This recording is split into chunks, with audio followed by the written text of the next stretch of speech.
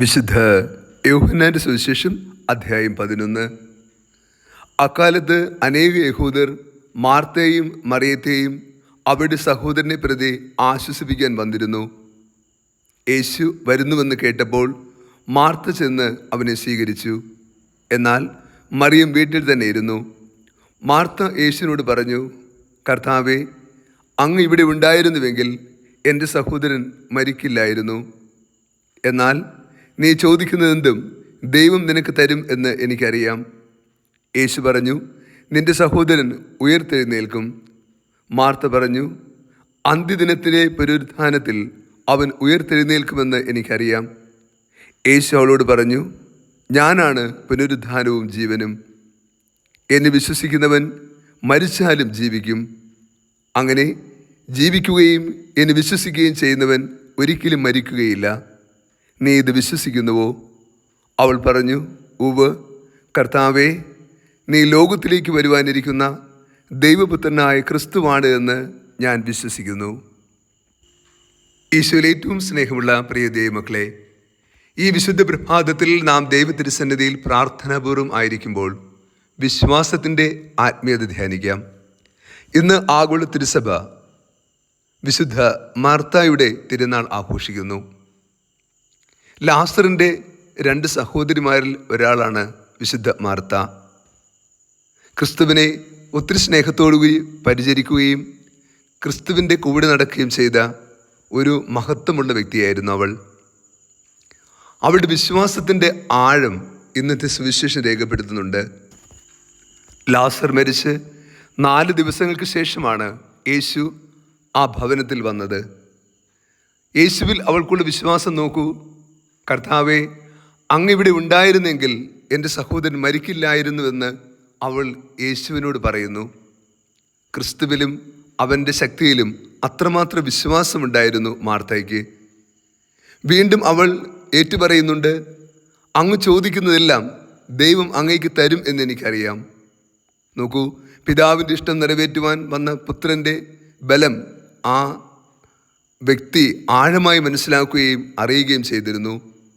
വീണ്ടും ലാസറിൻ്റെ പുനരുത്ഥാനവുമായി ബന്ധപ്പെട്ട് യേശു സംസാരിക്കുമ്പോൾ അവൾ പറയുന്നു, അന്ത്യദിനത്തിലെ പുനരുത്ഥാനത്തിൽ അവൻ ഉയർത്തെഴുന്നേൽക്കുമെന്നും എനിക്കറിയാം. ഉത്ഥാനത്തിലുള്ള വിശ്വാസവും അവൾ പ്രഖ്യാപിക്കുന്നുണ്ട്.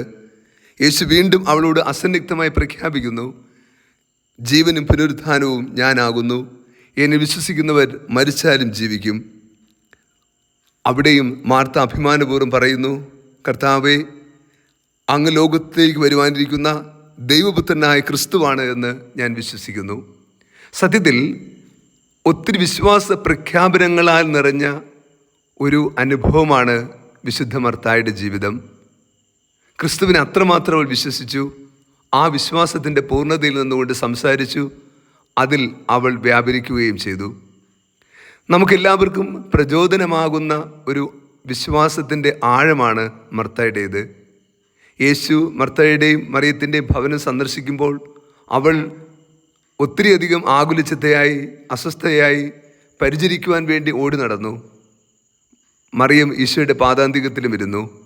മറിയം നല്ല ഭാഗം തിരഞ്ഞെടുത്തുവെന്ന് യേശു അന്ന് അവളുടെ ഭവനത്തിൽ പറഞ്ഞു. എന്നാൽ ഇന്ന് ഇതാ മാർത്ത നല്ല ഭാഗം തിരഞ്ഞെടുത്തിരിക്കുന്നു. അഥവാ വിശ്വാസത്തിൽ അവൾ കൂടുതൽ ആഴമുള്ളവളായിരിക്കുന്നു. അവളുടെ വിശ്വാസം ഭൂമിക്ക് അനുകരണീയമായി നൽകപ്പെട്ടിരിക്കുന്നു. ക്രിസ്തുവിലുള്ള വിശ്വാസവും ക്രിസ്തു ശക്തിയുള്ള ദൈവമാണെന്നും അവിടുന്ന് ജീവനും പുനരുത്ഥാനവുമാണ് എന്നും അവിടുന്ന് പിതാവിനോട് ചോദിക്കുന്നതെല്ലാം അവിടുന്ന് തീർച്ചയായും നൽകുമെന്നും അവൾ വിശ്വസിക്കുകയും ഏറ്റുപറയുകയും ചെയ്യുന്നു. നമ്മുടെ ജീവിതത്തിൽ ഉണ്ടാകേണ്ട ഒരു വിശ്വാസത്തിൻ്റെ ബലം കൂടിയാണ് മാർത്തയുടെ ജീവിതം നമുക്ക് നൽകുക. നമുക്കും ക്രിസ്തുവിൽ ഇപ്രകാരം ആഴമായ വിശ്വാസമുണ്ടാകണം. നമ്മുടെ ഭവനത്തിൽ ക്രിസ്തു ഉണ്ടെങ്കിൽ നമ്മൾ ഇത്രമാത്രം പ്രതിസന്ധികളിലൂടെ, നിരാശയിലൂടെ, ദുഃഖദുരിത അനുഭവങ്ങളിലൂടെ കടന്നു പോകേണ്ടി വരില്ല. മാർത്ത പറയുന്നുണ്ടല്ലോ, കർത്താവ് അങ്ങൻ്റെ ഭവനത്തിലുണ്ടായിരുന്നെങ്കിൽ, അതെ, ക്രിസ്തു നമ്മുടെ ഭവനത്തിലുണ്ടായിരുന്നെങ്കിൽ ഇത്രമാത്രം ദുരിതപൂർണമായ അനുഭവങ്ങൾ ഉണ്ടാകുമായിരുന്നില്ല. ക്രിസ്തുവിനെ സ്നേഹപൂർവ്വം നമ്മുടെ ഭവനത്തിൽ രക്ഷകനും നാഥനുമായി സ്വീകരിച്ചുകൊണ്ട് ജീവിതയാത്ര തുടർന്നാൽ മർത്തയെപ്പോലെ ക്രിസ്തുവിനെ അനുഭവിക്കുവാൻ നമുക്കുമാകും.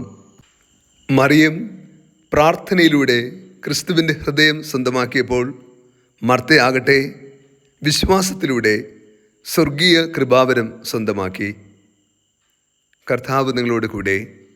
സർവശക്തനായ ദൈവം പിതാവും പുത്രനും പരിശുദ്ധാത്മാവും നമ്മെ സമൃദ്ധമായി അനുഗ്രഹിച്ച് ആശീർവദിക്കുമാറാകട്ടെ. ആമേൻ.